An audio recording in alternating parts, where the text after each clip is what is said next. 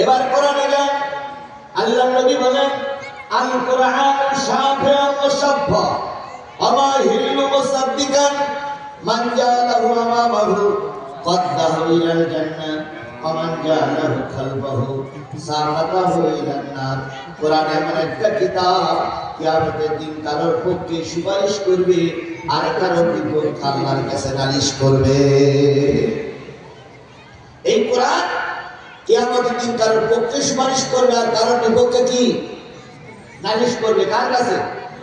জোরে বলেন কার কাছে? সাহাবীরা বলেন ইয়া রাসূলুল্লাহ কোরআন কার পক্ষে সুপারিশ করবে? নবী বললেন এই কোরআনকে যারা ইমাম বানাবে। কি বানাবে বলুন তো? ইমাম পিছনে থাকে না সামনে থাকে? ইমাম যখন আল্লাহু আকবার বলে রুকুতে যাবে আপনি তখন কোথায় যাবেন? ইমাম যখন সামি আল্লাহু লিমান হামিদা বলে দাঁড়ায় যাবে আপনি তখন কি করবেন? ইমাম যখন আল্লাহু আকবার বলে সিজদায় যাবে আপনি তখন কোথায় থাকবেন? তার মানে ইমামের অনুসরণ করবেন। আল্লাহ রাসূল বলেন যারা এই কোরআনকে ইমাম বানাবে তার মানে কোরআন যা বলেছে সেই অনুযায়ী চলবে। কোরআন যা বলেছে সেই অনুযায়ী যারা চলবে, এক কথায় কোরআনকে যারা সামনে রাখবে, এই কোরআন কিয়ামতের দিন তাদেরকে টেনে টেনে আল্লাহর জান্নাতে নিয়ে যাবে। তাহলে কোরআনকে ইমাম বানালে কোরআন কোথায় নিয়ে যাবে? তাহলে কোরআনকে সামনে রাখতে হবে, কোরআনকে ইমাম বানাতে হবে। রাসূলের নির্দেশ, কথা বলেন ঠিক না বেঠিক? ওয়ামান জালাহু খালফাহু, যে ব্যক্তি কোরআনকে পিছনে রাখবে কিয়ামতের দিন এই কোরআন তাকে ধাক্কা দিয়ে আল্লাহর জাহান্নামে নিক্ষেপ করবে। তাহলে আপনারা যারা বসে আছেন আপনাদের সামনে কি? এই আমাকে খেয়াল করেন, সবাই আমাকে খেয়াল করেন, আপনাদের সামনে কি? যারা স্টেজে বসে আছে তাদের সামনে কি? এইবার যদি আপনি চলে যান আপনার পিছনে পড়বে কি? যদি স্টেজ থেকে কেউ চলে যায় তার পিছনে পড়বে কি? কোরআন। তাহলে কোরআনকে যারা পিছনে রাখবে কোরআন তাদের ধাক্কা দিয়ে কোথায় নিক্ষেপ করবে? তাহলে আমরা কোরআনকে সামনে রাখবো না পিছনে রাখবো? এই কথা বলেন, কোরআনকে সামনে রাখবো না পিছনে রাখবো? তার মানে কোরআন সামনে রাখা মানে হলো কোরআনের বিধান অনুসারে আমাদের চলতে হবে। তাহলে আসর পর্যন্ত আমার সময়, আমি এই নির্ধারিত সময়টুকু আপনাদের কাছে দাবি রাখছি, কোরআনকে পিছনে রেখে চলে যাওয়া যাবে। কারা কারা কোরআনকে সামনে রাখতে রাজি আছেন? দুই হাত উঁচু করে আল্লাহকে দেখা। আল্লাহ এই লোকদের সহ এলাকার সব মানুষকে কোরআন সামনে রাখার তৌফিক দান করুন। আরেকটু জোরে বলেন আমিন, আরো জোরে আমিন। এবার হাত নামান। এবার বলুন তো কোরআন নাযিল হলো কাদের জন্য? খেয়াল করেন, সবাই খেয়াল করেন, এক করে আসি। কোরআন নাযিল হয়েছে কাদের জন্য? মানুষের জন্য। আপনার এখানে মানুষ না অন্য কিছু? এই ওয়াজ শোনার দলের ভিতরে আওয়ামী লীগের লোক আছে না নাই? বিএনপির লোক আছে না নাই? জামাতের লোক মনে হয় নাই? আছে। চরমনাই হেফাজতের লোক আছে না নাই? যত লোক আমরা এখানে থাকি সবাই তো আমরা মানুষ। কি গরু থাকলে মাঠে আছে, ছাগল থাকলে ঘাটে আছে, মাছ থাকলে পুকুরে আছে। এখানে গরু নেই, ছাগল নেই, মাছ নেই, কিচ্ছু নেই। এখানে আমরা যারা আছি কি? তাই আমাদের জন্যই কোরআন। কথাকে বুঝে আসছে? হুদাল্লিন নাস, নামাজ থাকে না? হুদাল্লিন নাস, হুদাল্লিন নাস, মানুষের জন্য হেদায়েতের কিতাব। নাম কি? তাই এখানে আওয়ামী লীগ, বিএনপি, জাতীয় পার্টি, জামাত ইসলামের কথা উল্লেখ নাই, উল্লেখ আছে মানুষ। তুমি আর আমি যদি মানুষ হই, তোমার জন্য আমার জন্য কোরআন। তাহলে আজকে সেই কোরআনের আলোচনা হচ্ছে। তুমি যদি মানুষ হও তোমাকে কোরআনের মাহফিলে আসতে হবে। মানুষ না হয়ে যদি অন্য কিছু হও আমি তোমাকে কোরআনের আহ্বান করব না। যদি মানুষ হয়ে থাকো কোরআনের মাহফিলে এসো, মানুষ হয়ে থাকলে কোরআন শুনতে বসো। হয়তো আজকের এই আলোচনা তোমার আর আমার জন্য হেদায়েতের ওসিলা হয়ে যেতে পারে। তাহলে মানুষের জন্য আয়াত নাযিল হইল কত? 6666। কয় পারা? 30 পারা। কয়টা সূরা? 100 সূরা। এবার আসুন, তাহলে মানুষের জন্য 6666 আয়াত নাযিল হলো। মানুষের জন্য 30 পারা কোরআন নাযিল হলো। মানুষের জন্য 114টা সূরা নাযিল হলো। সেই 6666 আয়াতের ভিতর থেকে আমি আপনাদের সামনে শুধুমাত্র কেবলমাত্র একটা আয়াত তেলাওয়াত করেছি। সেটা হলো সূরা আল ইমরানের 104 নম্বর আয়াত। কয়টা আয়াত? এই সবাই মিলে বলেন কয়টা আয়াত? কোরআন শরীফের 4 নম্বর সূরা, কোরআন শরীফের 3 নম্বর সূরা, 4 নম্বর পারা, 4 নম্বর পারার 3 নম্বর সূরা, সূরা আল ইমরান। ইমরানের কয়টা আয়াত? সবাই মিলে বলেন কয়টা আয়াত? বিশ্বাস করুন, কোরআন থেকে আলোচনা হচ্ছে, কোরআন থেকে আলোচনা হবে, উল্টো বোঝার সময় নেই। শুধু এতটুকু বলি কয়টা আয়াত। এবার একবার হৃদয়ের কান দিয়ে খেয়াল করতে হবে, সবাই খেয়াল করতে হবে। যেহেতু দিনের বেলার প্রোগ্রাম, রাতের বেলায় প্রোগ্রাম হলে আধা ঘন্টা 1 ঘন্টা বাড়ানো যায়, দিনের বেলার প্রোগ্রাম হলে কোনো সময় বাড়ানো যায় না। এই জন্য খুব খেয়াল করতে হবে।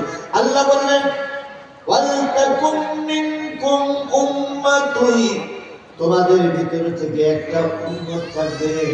উম্মতের কাছ থেকে পরে আসতেছি। আল্লাহ বললেন তোমাদের ভিতর থেকে একটা উম্মত থাকবে। এবার বলুন তো, আল্লাহ বললেন তোমরা উম্মত। উম্মত মানে কি? বলেন সবাই, উম্মত মানে কি? হ্যাঁ, দল, জাতি, গোষ্ঠী, সংগঠন যাই বলি, তাহলে উম্মত মানে ধরে নিলাম দল। উম্মত মানে কি? কোরআনে কি দলের কথা আছে? এখনই বলা গেল কোরআনে দলের কথা। তাহলে তোমাকে আমাকে বলা হলো তোমাদের ভিতর থেকে একটা দল থাকবে। কি থাকবে? তাহলে কোরআনে দলের কথা আছে।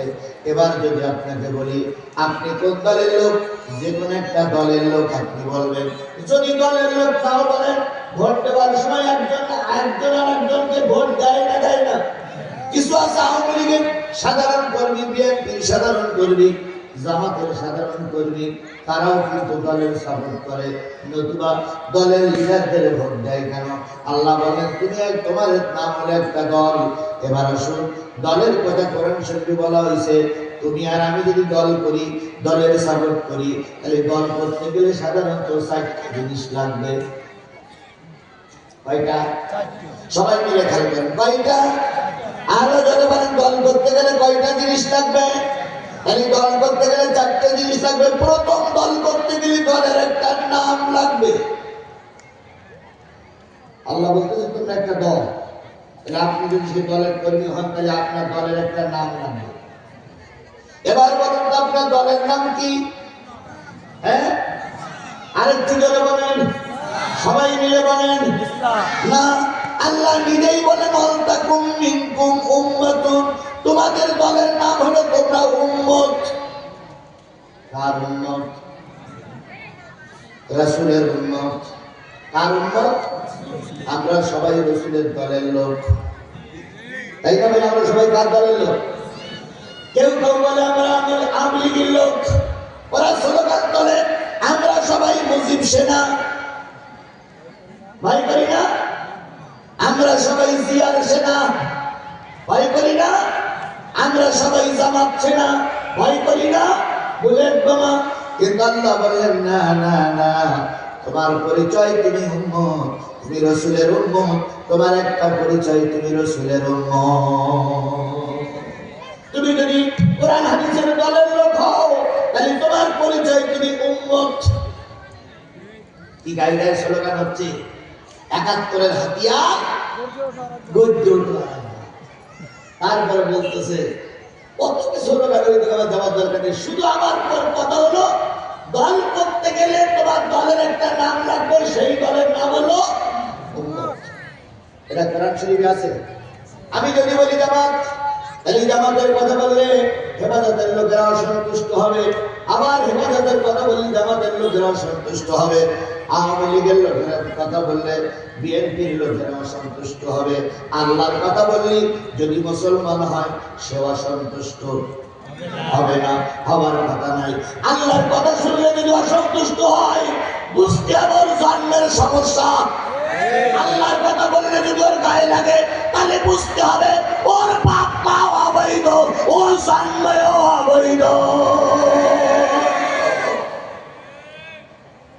সুতরাং তোমার আমার পরিচয়, তুমি আমার, তোমার আমার একটা দলের নাম হলো কি মনে থাকবে তো? এবার দল করতে গেলে কয়টা জিনিস লাগবে? তোমার আমার দলের নাম উম্মত।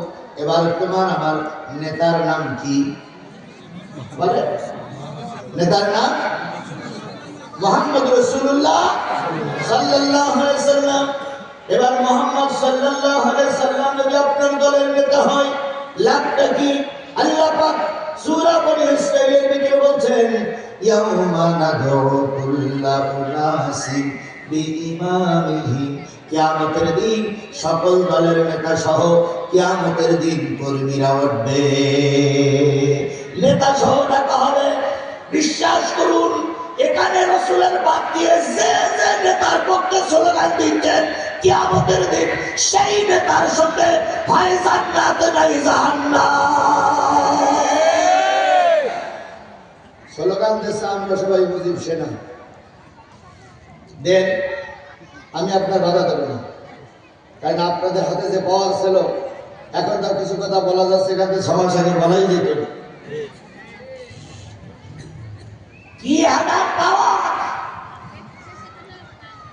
মঞ্চে বসে দাঁড়ি নাই, জোহরের সালাত আদায় করি নাই, ওনারাই উপদেশ দিত, হুজুর এদিক যাবেন না, ওদিক যাবেন না, এটা বলবেন না, সেটা বলবেন না। তারপরও যদি ইমাম সাহেব বা হাফেজ সাহেব বা বক্তা সাহেব, মাওলানা সাহেব একটু কথা ঘুরি ঘুরি বলতে দিয়ে যদি একটু নির্বিষ হয়ে যেত, অনেক বক্তাকে মঞ্চের থেকে গলা ধাক্কা দিয়ে নিচে নামাই দেওয়া হয়েছে, অনেক বক্তাকে মেরে আহত করে হাসপাতালে পাঠিয়েছে, অনেক বক্তাকে মেরে পুলিশে দিয়েছে। কথা বলে ঠিক না ঠিক? তাহলে সেই অবস্থা পরিবর্তন হয়েছে। তোমরা যদি মুজিব সেনা হয়েই থাকো, কিয়ামতের দিন মুজিবারের সঙ্গেই তোমাদের হয় জান্নাত নাই জাহান্নাম। মান তাসাব্বাহা বিকওমিন ফাহুয়া মিনহু। যেই জাতি, যেই গোষ্ঠী, যেই দলের সঙ্গে উঠাবসা করবা, ওই দল, ওই জাতি, ওই গোষ্ঠী যেখানে যাবে, কিয়ামতের দিন তোমাকে সেখানেই থাকতে হবে।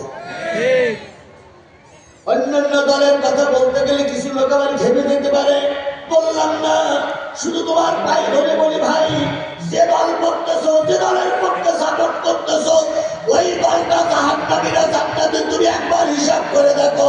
যদি তোমার দল জান্নাতে যায়, তুমিও জান্নাতি।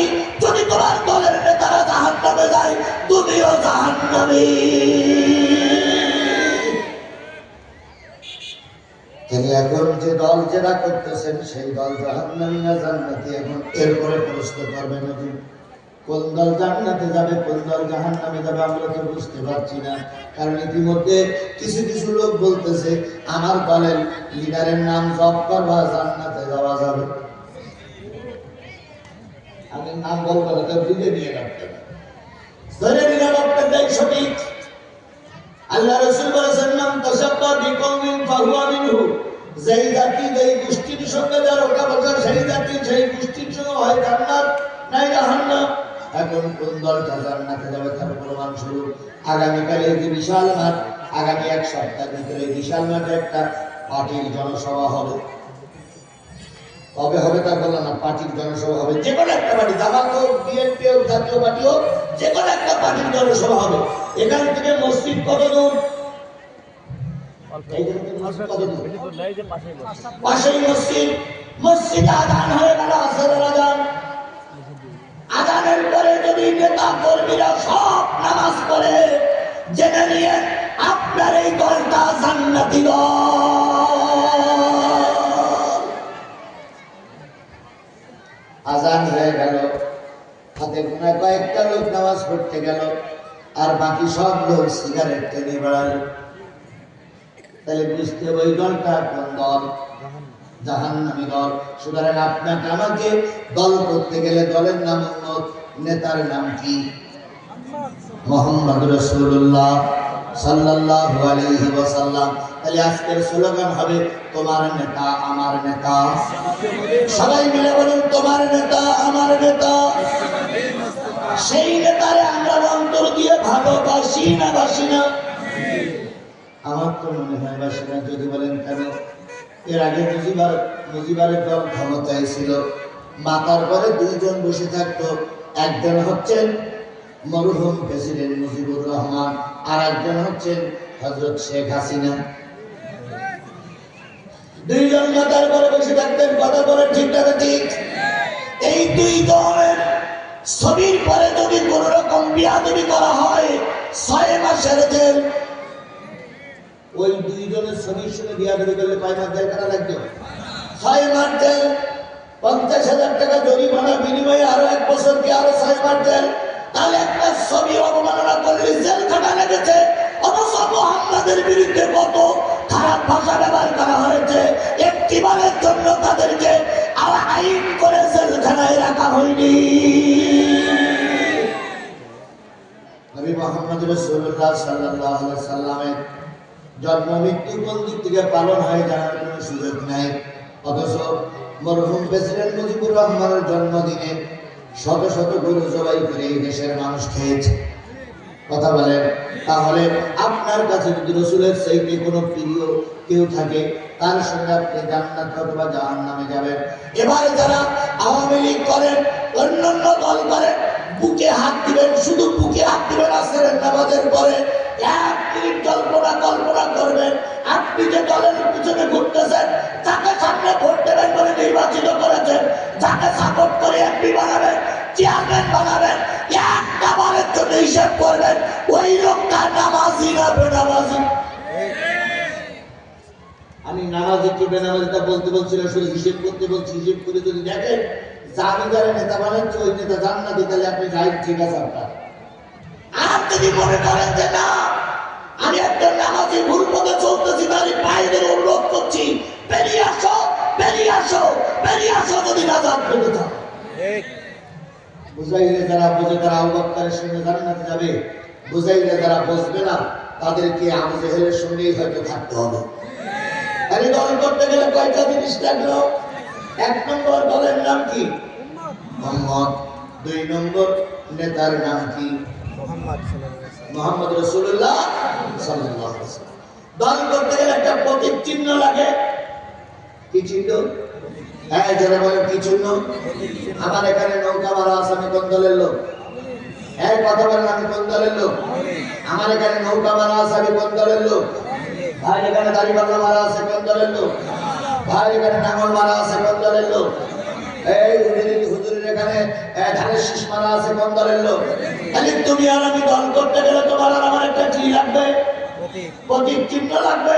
সেই প্রতীক চিহ্ন বুঝে বোঝা যাবে তুমি কোরআনের দলের লোক না আবু জাহেলের দলের লোক। কথা কি ক্লিয়ার?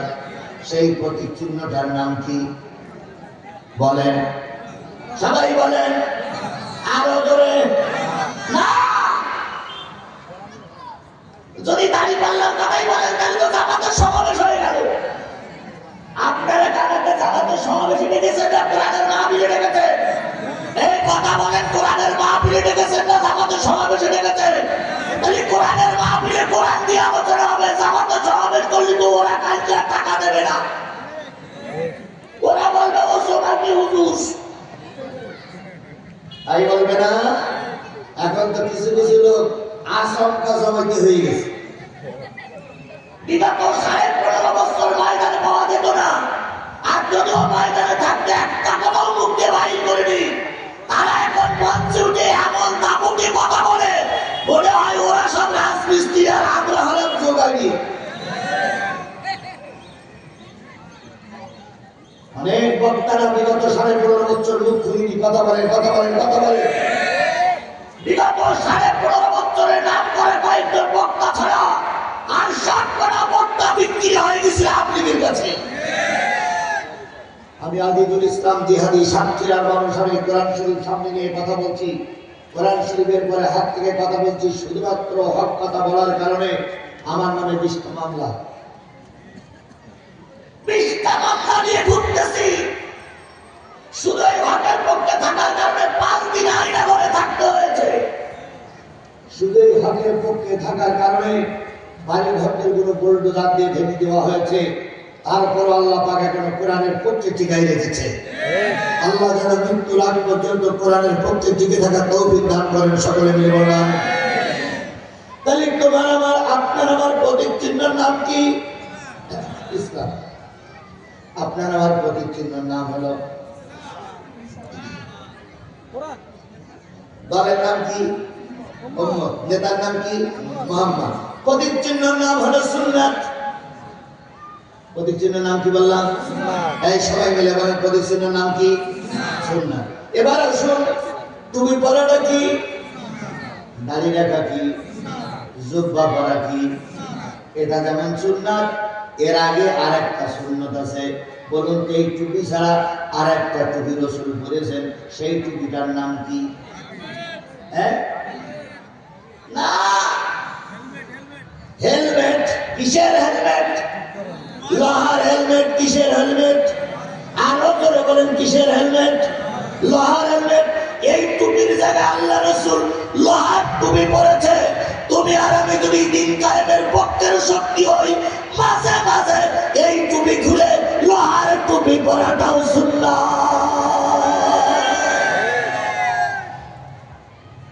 মিষ্টি খাওয়া কি? থাল থেকে খাওয়া কি?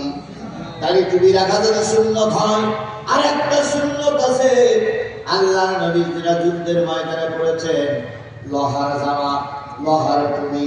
ও আমার যশোরের মুসলমানেরা, শপথ দিতে হবে, দিন কায়েমের জন্য যদি এই টুপি খুলে লোহার টুপি পরতে হয়, দিন কায়েমের জন্য যদি এই জুব্বা খুলে লোহার জামা পরতে হয়, লোহার জামা লোহার টুপি পরতে রাজি, তবু বাতিলদেরকে ময়দানে দাঁড়াতে দেব না।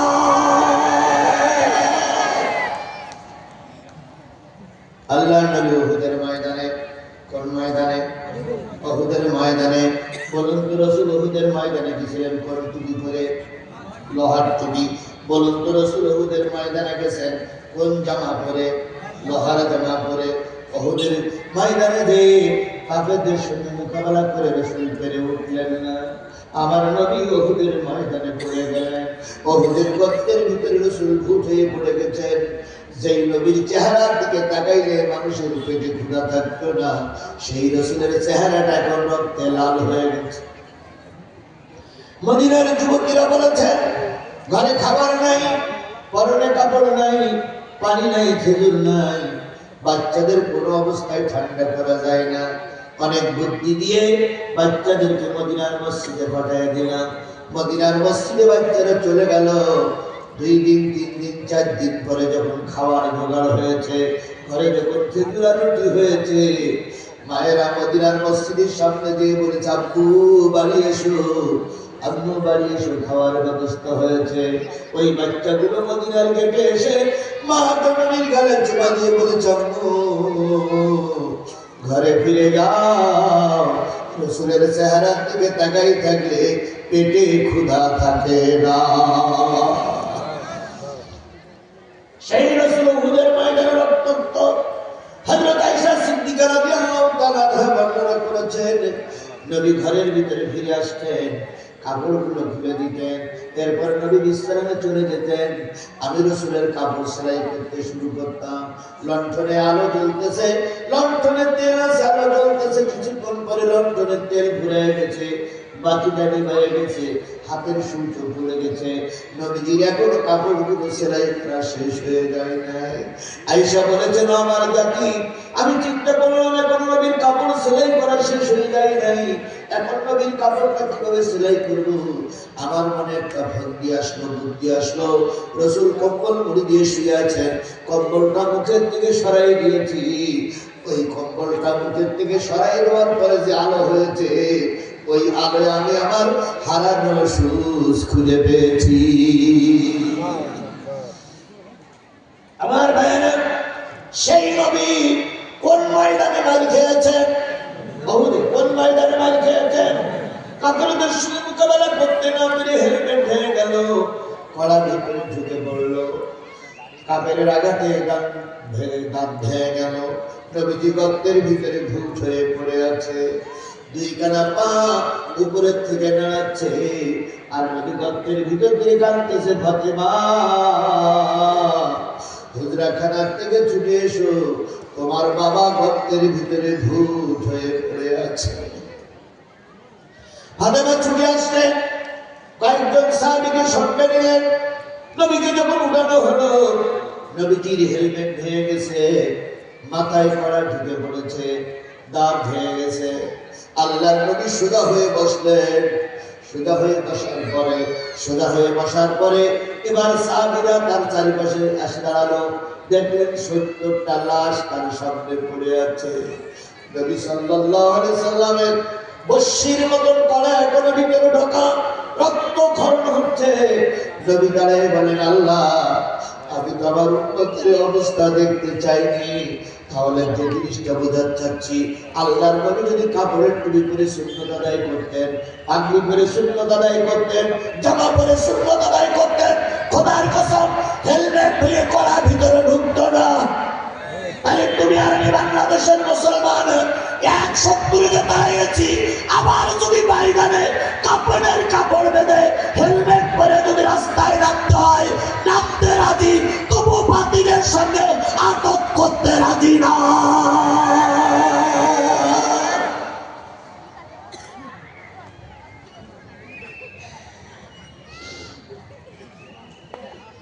আল্লাহু আকবার। তাহলে যে জিনিসটা বোঝাতে চাচ্ছিলাম সেটা হলো, দলের নাম কি বললাম? উম্মত। প্রতীক চিহ্নের নাম কি? সুন্নত। নেতার নাম কি? মুহাম্মদ রাসূলুল্লাহ সাল্লাল্লাহু আলাইহি সাল্লাম। আপনি কিন্তু ইসলামের দলের দিকে এগিয়ে যাচ্ছেন। কোন দিকে এগিয়ে যাচ্ছেন? দলের দিকে এগিয়ে যাচ্ছেন। সেটা জামাত ইসলাম হোক, হেফাজত হোক, চরমরাই হোক, ফুরফুরাই হোক, আওয়ামী লীগ হোক, বিএনপি হোক, দল করতে গেলে কয়টা জিনিস লাগবে? এই 4টে জিনিস যদি আপনার ভিতরে থাকে, বুঝতে হবে আপনার দলটা ইসলামী দল, আপনি জান্নাতি দলের ভিতরেই আছেন। ডাইরেক্ট কারণ নাম বলা যাবে না, কারণ ডাইরেক্ট বললে বিপদ। কয়েকদিন আগে চরমনাই আর বাংলাদেশ জামাত ইসলামের 2 আমির এক জায়গায় হলো, দেখেছেন না আপনারা? এবার 2 আমির সংবাদ সম্মেলন করে কি বলল? যে ভোটের বাক্স হবে একটাই। কি শোনেন একটা?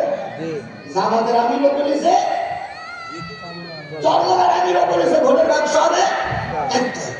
আজকে আমরা দেখলাম বিএনপির ফখরুল গেছে, চরমনায় দরবারে আজকে ফখরুল গেছে। এখন আসেন তো পর্যন্ত বসে আছি যে ওনারা আবার কি বলে। আগে বললে ভোটের বাক্স হবে কয়টা? একটা। এখন আজকে যেমন কি বলবে, ওরই জন্য জাতি তাকাই আছে। কথা বলে ঠিক না বেটি? যদি উল্টো পাল্টা বলে তাহলে বুঝতে হবে কথার মুখ এক নয়, অন্তর আর মুখ।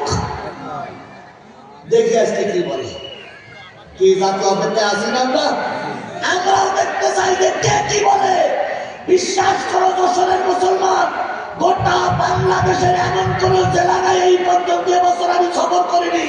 সফর করে যা ধারণা হয়েছে, শুধু যদি টুপিওয়ালারা এক থাকে, আগামী সংসদ হবে কোরআনের সংসদ। ঝামেলা হলে টুপিওয়ালাদের নিয়ে। এই টুপিওয়ালারা যে কখন কি বলতেছে, কোন দিকে যাচ্ছে বোঝা বড় কষ্ট। এই জন্য টুপিওয়ালাদের কোরআন এক, টুপিওয়ালাদের রাসূল এক, টুপিওয়ালাদের ধর্ম এক, টুপিওয়ালাদের এত বাক বাকুম কথা হবে কেন? আমার ভাইরা, তাহলে কয়টা জিনিস পাওয়া গেল? এবার আসুন, দল করতে গেলে একটা অফিস লাগবে। অফিস ছাড়া দল করা যায় না। সব রাজনৈতিক দলের অফিস আছে না নাই? আরেকটু জোরে বলেন, আছে না নাই? কিছুদিন আগে দেখতাম বিরাট বিরাট রাস্তার ফুটপাত দখল করে নৌকার অফিস। এখন আবার দেখতেছি ওরা চলে গেছে ওই জায়গায় দখল করে আর একজনের অফিস করেছে। তাহলে ওই জায়গা দখল করে ওরা অফিস করেছিল বলে গালি গালাজ দিতাম। আমরা অফিস যদি করি তাহলে ওর ভিতরে আর আমার ভিতরে পার্থক্য থাকলো কোনটা? আমার কথা মানে বুঝতে পারেন না? এবার মনে হয় মানুষ রাগ করতেছেন নাকি? রাগ করতেছেন? বুঝতে হবে তাই। আগে চাঁদাবাজি ছিল, দুর্নীতি ছিল, দখলদারি ছিল, বাড়ি ঘর ছিল, গাছ করছিল, মদ করছিল, তালি করছিল, তাই তাদের বিরুদ্ধে আমরা কথা বলেছি। এখনো তো সেই চাঁদাবাজি থাকে, পুকুর লুটকারি থাকে, দোকান লুটকারি থাকে, তাহলে ওদের তাড়িয়ে লাভ কি? ওরাই তো ভালো ছিল। তাহলে দল করতে গেলে লাগবে একটা অফিস। বলুন তো, তুমি আর আমি যদি ইসলামী দলের নেতা কর্মী হয়, তোমার আর আমার দলের অফিসের নাম কি? এইবার খেটে গেছে। এতক্ষণ যা বলেছেন একটু বিষয় এবার খেটেছে। মুসলমানদের মসজিদে মুসলমানদের অফিসের নাম কি? জোরে বলেন, মুসলমানদের অফিসের নাম কি? তুমি দলের কর্মী অফিসে হাজির হও না, তোমাকে দলের কর্মী রাখা যাবে? রাখা যাবে? বিএনপির কর্মী, জাতীয় পার্টির কর্মী, জামাতের কর্মী, আওয়ামী লীগের কর্মী দল করেছে, একদিনে দলে অফিসে আসে না, ও কি দলের কর্মী না দল বিরোধী? তাহলে তুমি আর আমি যদি জান্নাতি দলের কর্মী হই, তোমার আমার উপস্থিতি থাকবে মসজিদে। তাহলে 4টে গুণ অর্জন হয়ে গেল। এবার হয়ে গেলেন আপনি একজন ইসলামী দলের কি কর্মী, ছাত্র। একজন ইসলামী দলের কি কর্মী বা ছাত্র, একটা স্কুলের ছাত্র। এবার দলের ভিতরে ঢুকলেন। দলের ভিতরে ঢোকার পরে আপনার দায়িত্বটা হচ্ছে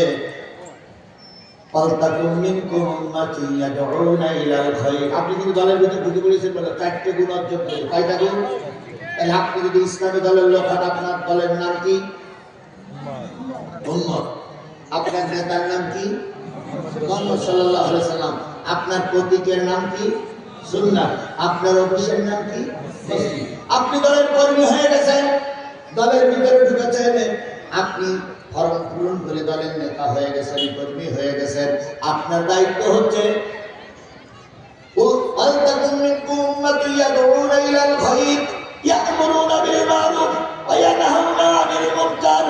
মানুষকে ভালোর দিকে ডাকতে হবে, আপনার 1 নম্বর কাজ। সৎ কাজের আদেশ করতে হবে, আপনার 2 নম্বর কাজ। ওয়ায়ানহাউনা আনিল মুনকার, অসৎ কাজ দেখে বাধা সৃষ্টি করতে হবে, না শব্দটা উচ্চারণ করতে হবে। এটাই হলো আপনার 3 নম্বর কাজ।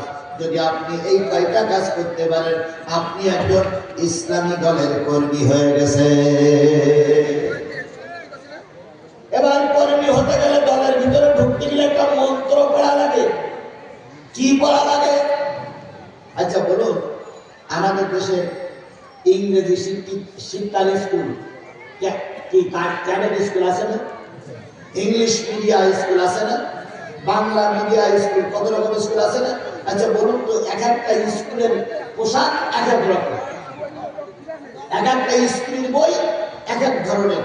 এখন আপনি যদি ইসলামী দলের ভিতরে ইসলামের স্কুলে ভর্তি হয়ে থাকেন, তাহলে আপনাকে একটা মন্ত্র করতে হবে। সেই মন্ত্রটার নাম কি? হ্যাঁ, এই না নামাজ না, এত দিলে হবে না। সেই ওটা তো নামাজ, ওটা ইবাদত, ওটা তো কাজ। মন্ত্রের কাছে সেই মন্ত্র পুরি দলে ঢুকতে হবে।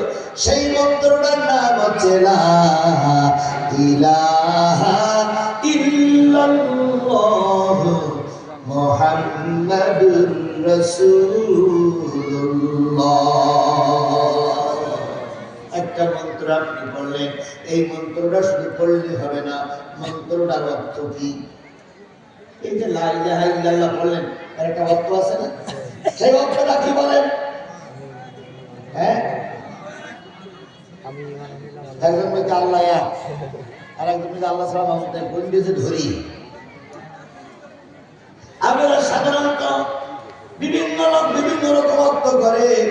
বাংলায় লেখা আল্লাহ ছাড়া কোনো মাবুদ নাই, মুহাম্মদ সাল্লাল্লাহু আলাইহি সাল্লাম আল্লাহর বান্দা এবং রাসূল। আপনি কাউরা বলে কিছুতে কিছু হয় না, যা কিছু হয় কার থেকে হয়? আল্লাহর থেকে হয়। আর মুহাম্মদ সাল্লাল্লাহু আলাইহি সাল্লাম আল্লাহর প্রেরিত বান্দা এবং রাসূল। এক একজন এক এক রকম অর্থ প্রকাশ করতেছেন। এবার আসুন, লা মানে নেই, ইলাহা মানে ইলাহা বলেন, আর মাবুদ বলেন, আর যাই বলেন। নেই মাবুদ ইল্লাল্লাহ, কে ছাড়া? আল্লাহ ছাড়া। তাহলে নেই ইলাহা, আল্লাহ ছাড়া। নেই মাবুদ, আল্লাহ ছাড়া। নেই মাবুদ, আল্লাহ ছাড়া। নেই ইলাহা, আল্লাহ ছাড়া। এইটার ফলে অর্থ লা মানে নেই, ইলাহা মানে ইলাহা, ইল্লাল্লাহ আল্লাহ ছাড়া। তাহলে লা ইলাহা মানে আল্লাহ ছাড়া আর কোনো ইলাহা নেই, মাবুদ নেই। এবার আপনি যদি ইলাহা বাংলা করেন, মাবুদের বাংলা করেন, তাহলে ইলাহার বাংলা করলে, মাহবুদের বাংলা করলে অর্থ আসে চারটা। এক নম্বর, আমি কালেমা পড়েছি, কারোর আইন মানবো না, কার আইন ছাড়া। আমি কালেমা পড়েছি, কারোর হুকুম মানবো না, কার হুকুম ছাড়া। আমি কালেমা পড়েছি, কারোর কাছে রেজেক যাবো না, কার কাছে ছাড়া। আমি কালেমা পড়েছি, কেউ আমার উপকার করতে পারবে না একমাত্র আল্লাহ ছাড়া। তাহলে মন্ত্র পড়লাম, মন্ত্র অর্থ হচ্ছে নেই কোনো আইনদাতা কে ছাড়া, নেই কোনো হুকুমদাতা কে ছাড়া, নেই কোনো রেজেকদাতা কে ছাড়া, নেই কোনো প্রার্থনা কবুলকারী কে ছাড়া। আর মোহাম্মদ সাল্লাল্লাহু আলাইহি ওয়াসাল্লাম আল্লাহর বান্দা এবার রাসূল। তাহলে আমি মেনে নিলাম আল্লাহর আইন ছাড়া কারোর আইন মানবো না। এবার আপনি কালেমাওয়ালা, টুপিওয়ালা, এখানে যে দলের লোক হন, বলুন তো গত 15 বছরে কার আইন চলেছে? জোরে বলেন কার আইন চলেছে? নিশ্চয়ই একটা দলের আইন চলেছে। কথা বলেন ঠিক না ঠিক? শুধু দলের আইন চলি নাই, দল এমন করে আসছে পৃষ্ঠে আমাদের ঘাড়ের পরে চলে বসেছিল। প্রায় ওরা বলতেন আমরা পালাবো না, তাই বলতেন না আমরা কি পালাই না, আমরা পালানো জাত নই। শেখ হাসিনা পালাই না। ফখরুল সাহেব আপনার ভাষায় একটু জায়গা দিবে। ইতিহাস বলে এরশাদ সাহেব ক্ষমতাচ্যুত হয়েছিল, এরশাদ সাহেব পালায়ে যায়নি। খালেদা জিয়া দীর্ঘদিন জেলে থাকলো, খালেদা জিয়া দেশ থেকে পালিয়ে যায়নি। বাংলাদেশ জামাত ইসলামীর শীর্ষস্থানীয় নেতাদের ফাঁসির কাস্টে ঝুলানো হলো, অনেক নেতাদেরকে জেলখানায় ঢুকে মারা হলো। আল্লামা সাঈদীকে 13 বছর জেলখানায় বন্দী করে রেখে ইন্ডাকশনের মাধ্যমে দুনিয়া থেকে বিদায় করে দেওয়া হলো। জাতীয় পার্টি জামাত ইসলাম, জাতীয়তাবাদী দল বিএনপি পালাই গেছে। জোরে বলেন পালাই গেছে।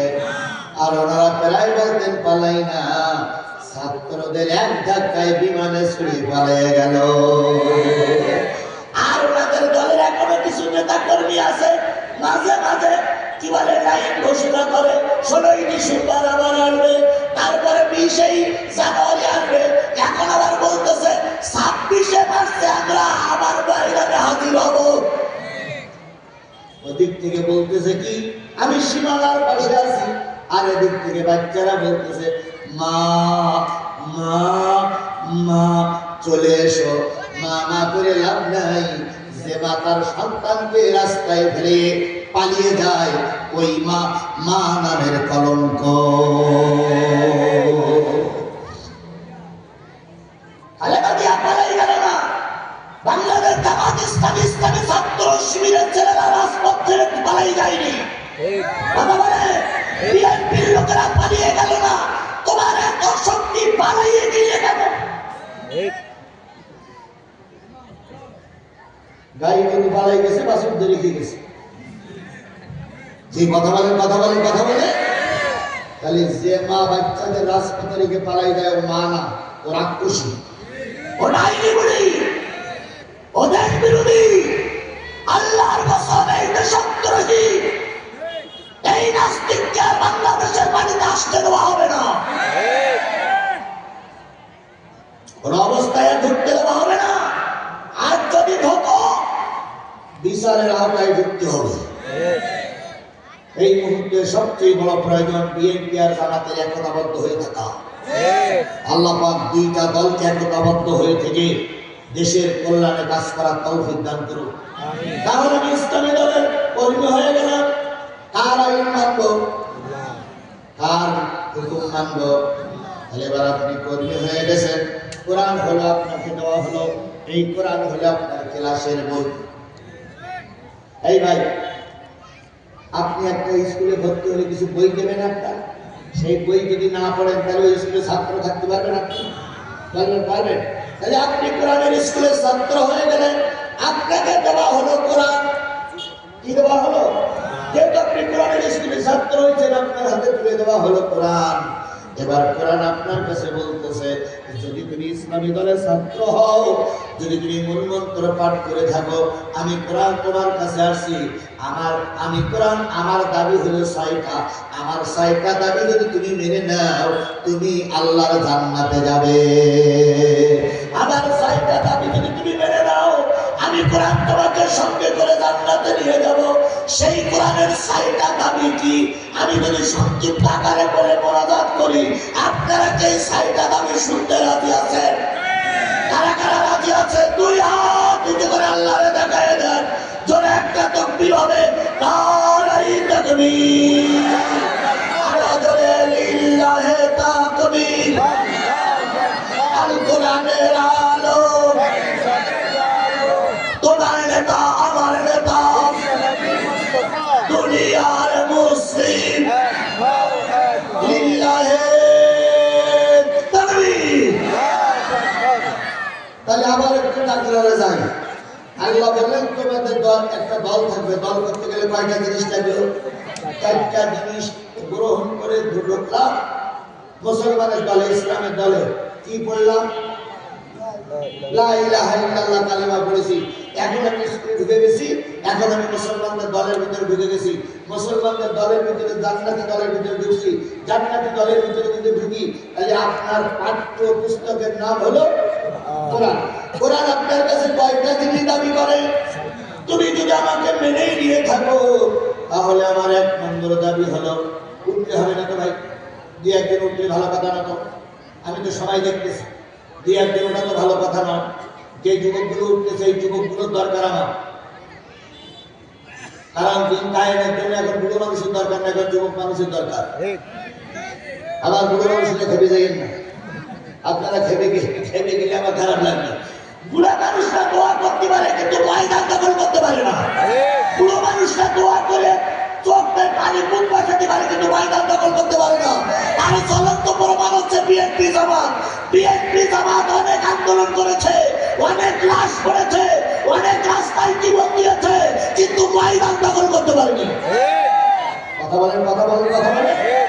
এখন বিএনপি বলতেছে আমার আন্দোলনের ঘোষণা মিথ্যা কথা। জামাত ইসলাম বলতেছে আমাদের আন্দোলনের ফসল, এটাও মিথ্যা কথা। জামাত বিএনপি কম আন্দোলন করেনি, কিন্তু ময়দান পরিষ্কার করতে যতবার ময়দানে নেমেছে ততবার গুলি খেতে হয়েছে, ততবার মাথা খেতে হয়েছে, ময়দান ছেড়ে পালিয়ে আসতে হয়েছে। এক সময় জামাত আর বিএনপি দোয়া করতে, আল্লাহ এ ব্যক্তির বাচ্চা বলিয়ে যাক। কি বলেন, বলেন, বলেন, বলেন।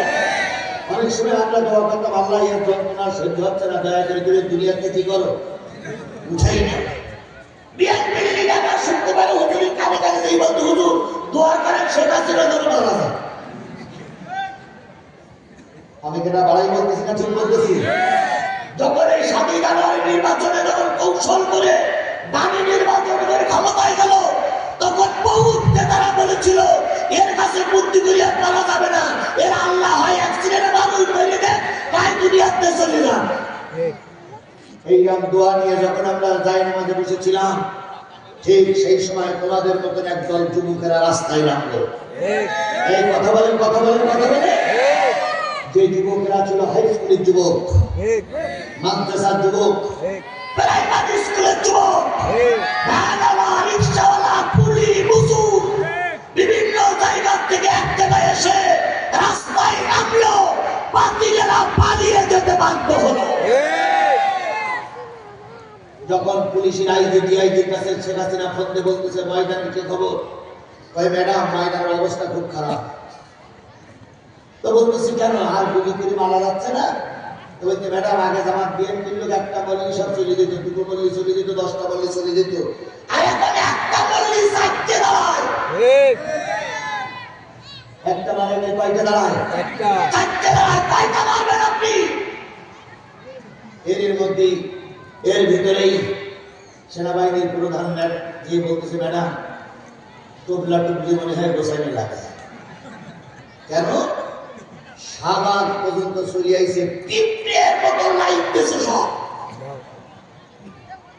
শেখ হাসিনা রেগে মেগে বলতেছে গুলি করে পরিষ্কার করে দাও। ভাই ম্যাডাম সে সুযোগ আর নাই। ম্যাডাম তখন বলতেছে আমার বিরিয়ানি। সেনাবাহিনীর কোনো কিছু বিরিয়ানি খেতে গেলে আপনার আলু ভর্তা করে খাবে। তাহলে যুবক তোমাদের দিকে দেশ তাকিয়ে আছে। কথা বলেন, কথা বলেন, কথা বলেন। আজকে বাংলাদেশ ইসলামী ছাত্র শিবিরের যুবকেরা, জাতীয়তাবাদী ছাত্র দলের যুবকেরা তোমাদের দিকে দেশ তাকিয়ে আছে। তোমরা ময়দানে নামবা, বাতিলেরা জুতো পাই দেওয়ার সময় পাবে না। সুতরাং এখন জাতি যুবকদের দিকে তাকিয়ে আছে। আমাদের বয়স হয়ে গেছে, আমরা আজকালে কাল মরে যাব, তোমরাই এই দেশের হাল ধরবে।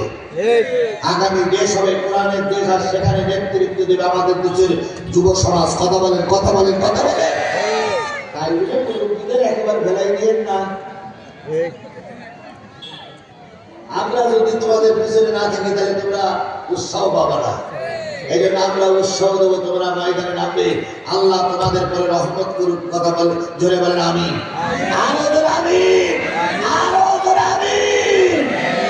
আমি কি বলেছিলাম দেখেন সেটি সত্যি হলে কিনা। আমি মেন জায়গায় এবার এসে গেছি। মেন পয়েন্ট, ছাত্র বই দেওয়ার পরে যদি ছাত্র ওই বই পড়াশোনা না করে, সে ছাত্র কোনোদিন ওপরে খেলা করতে পারবে? তাহলে আমরা এতক্ষণ ভর্তি হলাম, দলের নমিনেশন পাইলাম, সবকিছু পেয়ে এখন কেবলমাত্র বইটা হাতে নিচ্ছি। আর অমনি বলছেন দেশে এখানে আজান কয়টা হবে? 4:30। তাহলে আর 15 মিনিট আমার সামনে আছে। 15 মিনিট আমি কথা বলি, বলবো। কিতাবটা আপনার সামনে আসলো, আল্লাহর কোরআন। কোরআনটা আপনার পড়তে হবে, জানতে হবে। তাহলে আপনি ইসলামী দলের ছাত্র হিসাবে ওপরের খেলা শুনতে পারবেন। এই দেখেন, এই দেখেন, এই দেখেন, এই দুইজন, এই তো মুসিবত, মুসিবত।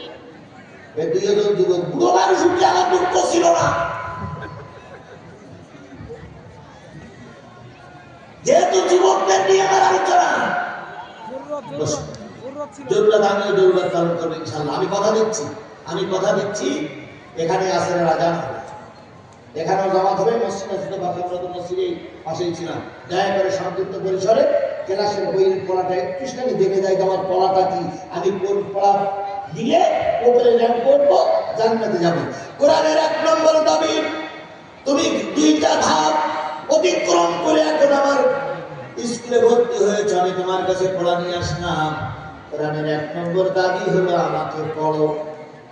কোরআনের 1 নম্বর দাবি কি? এই আমার দিক খেয়াল করেন, কোরআনের 1 নম্বর দাবি কি? পড়ো। তাহলে কোরআনের বই যদি, কোরআন নামক কিতাবটা যদি আপনি ক্লাসের সাবজেক্ট মনে করে থাকেন, আপনাকে কোরআন পড়া লাগবে। এখন পুরো মানুষগুলো আমরা যারা বয়স্ক হয়ে গেছি তারা বলতে পারে, হুজুর আমি এখন পর্বতে করে আমার এখন বাড়ির দাঁত খুঁজে গেছে, আমি এখন আলিম পাতা পড়তে পারি না। আরে ভাই, আগের বক্তা বলতেছিলেন পড়ার কোনো শেষ নাই। তুমি ক্লাসে ভর্তি হও, পড়া শুরু করো, আল্লাহ পাক তোমার জন্য পড়াটা সহজ করে দেবে। গাইবান্ধার গোবিন্দগঞ্জ থানা চেনেন আপনারা? গাইবান্ধা জেলার গোবিন্দগঞ্জ থানা চেনেন আপনারা? হ্যাঁ, নাম শুনেছেন। আমি এখান থেকে বোধহয় 15-20 মাস আগে গোবিন্দগঞ্জে একটা মাহফিল করলাম, হাকিকি মাদ্রাসার মাহফিল।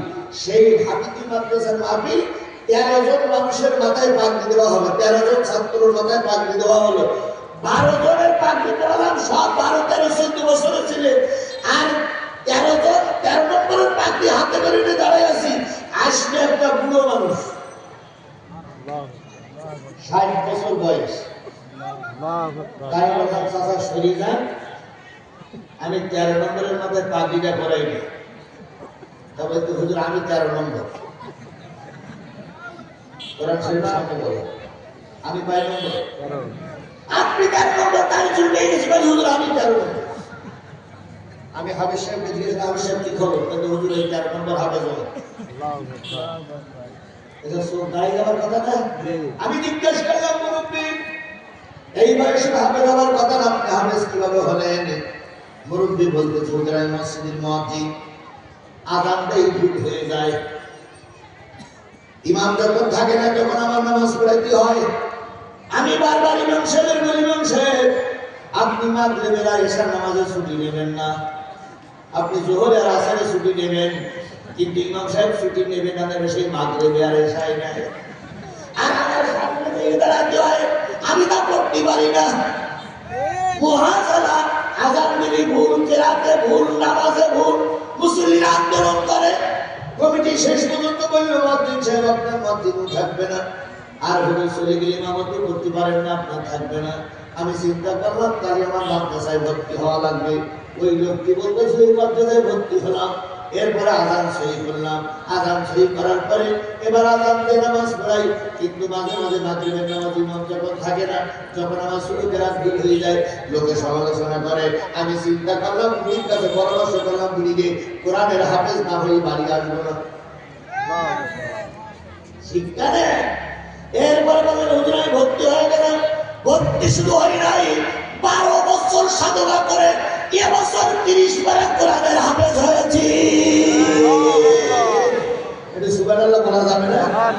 60 বছরের বুড়ো যদি 12 বছর সাধনা করে কোরআনের হাফেজ হন, তুমি আর আমি কেন পারবো না কোরআনের হাফেজ হতে? কোরআনের হাফেজ হওয়ার দরকার নেই। কোরআনের দাবি হলো আমাকে সহি করে পড়ো। আচ্ছা, এই দাবিটা শুধু পুরুষের জন্য না মা বোনদের জন্য? যারা বলেন পুরুষের জন্য না মা বোনদের জন্য? আপনারা স্কুলে ছাত্র জান্নাতে যেতে চান, কোরআন সহি করে পড়া লাগবে। এবার 2 নম্বর কোরআন বলতেছে আমাকে শুধু পড়লেই হবে না, বুঝে বুঝে পড়া লাগবে। কি করে পড়া লাগবে? এই কথা বলেন, কি করে পড়া লাগবে? আচ্ছা বলুন তো, এশিয়া মহাদেশের ভিতরে সবচেয়ে বড় ইসলামী আন্দোলন, ইসলামী দল, সেই দলটার নাম কি? বাংলাদেশ জামাত ইসলামী। এশিয়া মহাদেশের ভিতরে সর্ববৃহৎ ইসলামী আন্দোলনের নাম হচ্ছে বাংলাদেশ জামাত ইসলামী। বলুন তো বাংলাদেশ জামাত ইসলামের আমির সাহেবের নাম কি? আচ্ছা, এত বড় একটা ইসলামী আন্দোলন, এত বড় একটা ইসলামী আন্দোলন, সেই আন্দোলনের আমির ডাক্তার কেন? ওই দলের আন্দোলনের আমি রাখবেন, বড় ভাবনা হওয়ার দরকার ছিল না ভাই? এটাও বলতেছেন ঠিক, ওটাও বলতেছেন ঠিক, তাই করবে ঠিক। ইসলামী আন্দোলনের সিপাহসালার কান্ডারি হওয়ার দরকার ছিল একজন মাওলানা, কিন্তু যোগ্যতা বলে, তার পাওয়ার শিবে তার যোগ্যতা বলে আল্লাহ রাব্বুল আলামিন তাকে বাংলাদেশের আমির বানিয়েছে। কেন তিনি আমির হলেন? এই জন্য তিনি আমির হয়েছেন, প্রতিদিন তিনি কোরআন বুঝে বুঝে পড়েন, হাদিস বুঝে বুঝে পড়ে, ইসলামী সাহিত্য পড়ে, তারপরে 5 ওয়াক্ত সালাত আদায় করে। আর তোমরা আর আমরা যারা মৌলবী হয়েছি, ওই সেই কবে কামেল পাস করেছি, টাইটেল পাস করেছি, বই পুস্তক বন্ধ করে, কেতাবাদি বন্ধ করে আলমারির ভিতরে রেখে দিয়েছি। ও নিয়ে গবেষণা হয় না, ও নিয়ে পড়াশোনা হয় না। এই জন্য তোমার আর আমার র্যাঙ্ক বাড়ে। যারা গবেষণা করে, যারা পড়ে, তাদের র্যাঙ্ক কি হয়? বাড়ে। তুমি আর আমি কাঠি না দিয়ে, তুমি আর আমি ভুল না ধরে জামাত ইসলামের নিয়ম মেনে চলো, তুমিও একদিন থানা আমির হয়ে যাবা। কিন্তু তা পারে না, শুধু মসজিদ ইমামতি পাইছে আর হেফজখানার দায়িত্ব পাইছে আর মাদ্রাসায় চাকরি পাইছে, যায় আর আসে, খায় আর ঘুরে বেড়ায়, একটা বড় গবেষণা করে না আল্লাহর কোরআনে কি আছে। যারা এই গবেষণা করে তারা ওয়ার্ড আমির হয়, ওয়ার্ডের থেকে ইউনিয়ন আমির হয়, ইউনিয়ন আমির থেকে থানা আমির হয়, থানা আমির থেকে জেলা আমির হয়, জেলা আমির থেকে কেন্দ্রীয় আমির হয়, শুধুমাত্র গবেষণা করার কারণে। সুতরাং তুমি আর আমার গবেষণা করতে হবে, এটা কোরআনের দাবি। সুতরাং আপনাকে আমাকে বুঝে বুঝে পড়তে হবে। একটা করে আয়াত যদি আপনি বুঝে পড়েন, বছরে কয়টা আয়াত? একটা করে আয়াত যদি আপনি বুঝে পড়েন, তাহলে বছরে কয়টা আয়াত? 365 আয়াত আপনি বুঝে পড়লেন। জেনারেল শিক্ষিত মানুষ আপনি, মাদ্রাসায় আপনি, প্রতিদিন একটা করে আয়াত আপনি বুঝে পড়তেছেন। বছর শেষে 365 আয়াত আপনার আয়াতে এসে গেল। প্রতিদিন একটা করে হাদিস পড়েন, তাহলে বছর শেষে কয়টা হাদিস হবে? 365 দিন, প্রতিদিন 10-15 পৃষ্ঠা করে ইসলামী সাহিত্য পড়েন। আমরা গল্প করি, আমরা ওয়াজ করি, ওই রকম ইসলামী সাহিত্যের বই, হাদিসের বই তুমিও পড়ো। একদিন তুমি বক্তা হয়ে যাবা। ছোটখাটো আমার মতন বক্তা তোমার কাছে টেকবে না। এই জন্য কোরআনের দাবি আমাকে যতটুকু পড়বা বুঝে বুঝে পড়ো। তাহলে আজকে আমরা কোরআন পড়বো সহি করে। 2 নম্বর কোরআন কি করে পড়বো? বুঝে বুঝে পড়বো। রাজি? একটা আয়াত শুনে আমি বুঝে পড়ি। 3 নম্বর যতটুকু বুঝেছো ততটুকুর পরে আমল করো। কার দাবি? জোরে বলেন কার দাবি? এই ভালো করে খেয়াল করেন, আমি বলে একবারও জামাত ইসলামের কথা বলে উল্টো বসবেন না। বিএনপি ভাইরা বিশ্বাস করুন একবারও কিন্তু আমি আপনাদের নাম ধরে কিছু বলতেছি না। আমি ফেসতে জাগতে আমার কোনো যায় আসে না, কিন্তু আমার দাবি হচ্ছে কোরআনের দাবি আপনাকে মানতে হবে, আপনি মুসলমান। তাহলে কোরআনের 3 নম্বর দাবি হচ্ছে যতটুকু বুঝেছেন ততটুকু কি করেন? আমল করেন। জানা আর মানা কি এক জিনিস? এই কথা বলেন, জানা আর মানা কি এক জিনিস? আবারও বলেন, জানা আর মানা কি এক জিনিস? শয়তান জানতো কিন্তু আমাদের দেশের কিছু হুজুররা জানতো কিন্তু মানতো না। কিছু কিছু হুজুর বলেছিল শেখ হাসিনা আপনি জান্নাতি। এই বলিনি বলেন শেখ হাসিনা আপনি জান্নাতের কথা বলিনি। আর এক হুজুর বলেছিল ও শেখ হাসিনা আপনি কওমি জননী। আর আমি যে আগে একটা মুখ ফসক বলে গেলাম, বলে বললাম হযরত শেখ হাসিনা এর একটা ইন্ডিয়া বাংলাদেশে আছে না নাই? এমপির আলোচনা করতেছে মুজিবুর রহমান হলো পীর বংশের লোক। পীর বংশের লোক উনি নাকি ওই ইয়েমেন থেকে পীর বংশের লোক উনি আসছিল, এই জন্য উনি হলো আধ্যাত্মিক জগতের লোক। এই জন্য ওনার নামের শেষ প্রথমে হযরত মুজিবুর রহমাতুল্লাহ আলাইহি লেখা দরকার। নাউজুবিল্লাহ বলা সহজ, কিন্তু বলুন কেন জানি ওদিকে পড়ি নাউজুবিল্লাহ করতে যাও। এরপরে জয়পুরহাটের এক এমপি জাতীয় সংসদে দাঁড়িয়ে বলেন, মাননীয় স্পিকার, যেহেতু মুজিবুর পীর বংশের লোক, মুজিবুর পীর বংশের লোক, শেখ হাসিনাও পীর বংশের মেয়ে, তাই আজকের থেকে আমি জাতীয় সংসদে আবেদন করছি শেখ হাসিনার নামের প্রথমে হযরত শব্দটা লেখা হোক। সেইখান থেকে অনেকেই রসিকতা করে বলে হযরত শেখ হাসিনা রহমাতুল্লাহ আলাইহি। সুতরাং হযরত শব্দটা ওরা উচ্চারণ করেছিলেন। ও আমার বন্ধু, যে জিনিসটা বোঝাতে চাচ্ছি সেটা হলো আপনি আমি যদি জেনে বুঝে আমল না করি, শয়তানের সঙ্গে আপনার আমার কোনো পার্থক্য থাকবে? বলুন তো বাংলাদেশের ইতিহাসে কোন সরকার পরিবর্তন করার পরে একবার নেতা এমপি মন্ত্রী মেম্বার পর্যন্ত পালাই যায়, এরা কোন সরকার আছে? ওরে ভাই না, ওরা দলে যারা দালালি করে ইমামতি করেছিল তারাও পালিয়ে গেছে। বাইতুল মোকাররমের ইমাম ছিল নাম কি? এই কথা আপনারা কি বাংলাদেশে আছে না ইন্ডিয়া আছে? বাইতুল মোকাররমের সাবেক ইমাম নাম কি? মুফতি রুহুল আমিন সাহেব। তিনি বলেছিলেন আপনি কওমি জননী।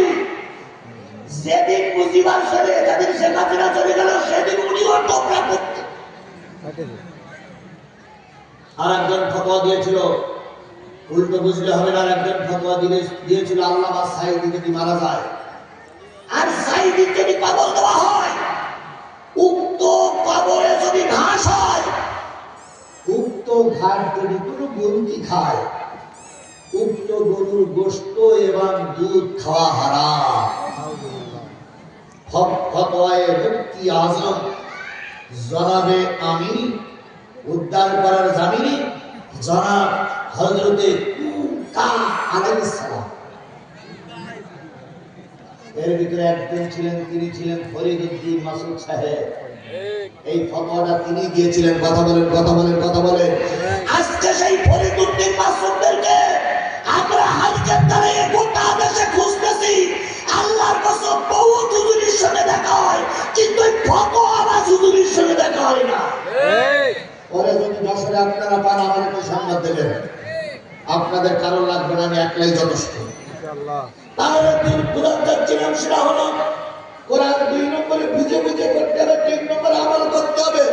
4 নম্বরে কোরআনের দাবি শুধু নিজে বাঁচতে হবে না, তোমার আহাল বর্গকেও বাঁচানো লাগবে। হয়ে গেছে চলো আমার শেষ কথা হয়ে যাচ্ছে, ব্যাখ্যা যাচ্ছে না, 6টা পয়েন্টের কথা বলি। তাহলে আবারও বলি, কোরআনের 1 নম্বর দাবি কি? পড়ো। 2 নম্বর দাবি কি? বুঝে পড়ো। 3 নম্বর দাবি যতটুকু বুঝেছো ততটুকু কি করো? আমল করো। 4 নম্বর মানুষকে কোরআনের দিকে ডাকো।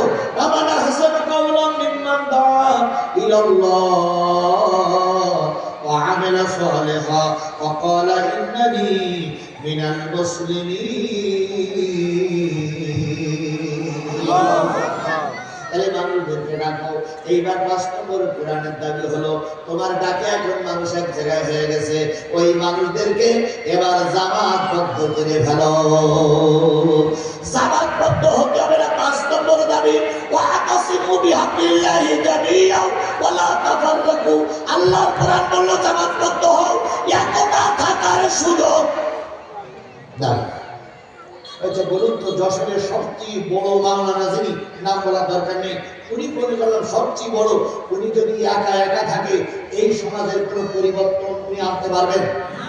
এই কথা বলেন না, কেন একা একা থাকলে পরিবর্তন আনা সম্ভব?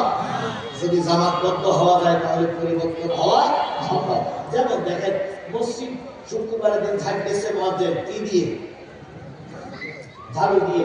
বলুন তো, একটা ঝাঁটা তৈরি করতে গেলে কতগুলো নারকেলের সোনা লাগে? কতগুলো? অনেকগুলো বলতে কতগুলো? ওরে 2 কেজি না ঘোড়ায় বলে ধরবেন 500।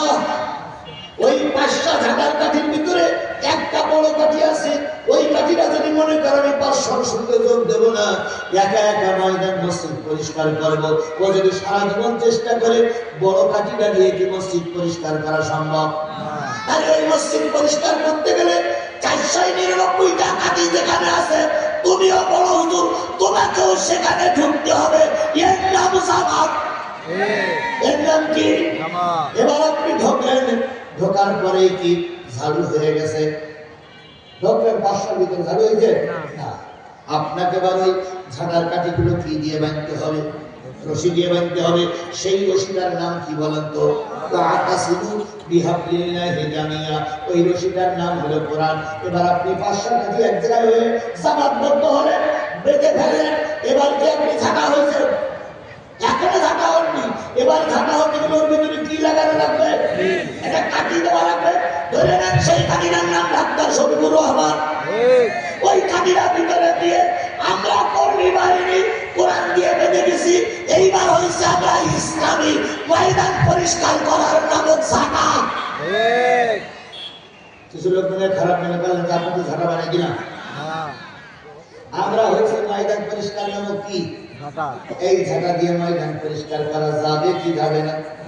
এক কথা বলেন, যাবে কি যাবে না? তাহলে একা একা কোনো কাজ করা যায় না, জামাতবদ্ধ হতে হবে। কোরআনের 5 নম্বর দাবি, তোমাকে জামাতবদ্ধ হতে হবে। এখন আসলে আযান দেওয়ার পরে নামাজ পড়বো, একা একা পড়া ভালো না জামাতে পড়া ভালো? মসজিদে নামাজ চলতে আপনি যদি একা একা পড়েন, এই নামাজের কোনো গুরুত্ব নাই। মসজিদে গেলে গুরুত্ব বাড়বে। তাহলে জামাতবদ্ধ হবে না, যদি কোরআনের দাবি হবে।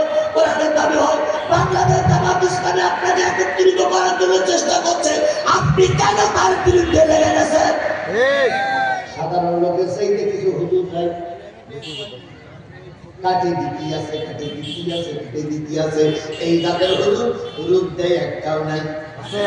এই জাতের হুজুর দর্শনে একটাও নাই। হুজুররা সাবধান,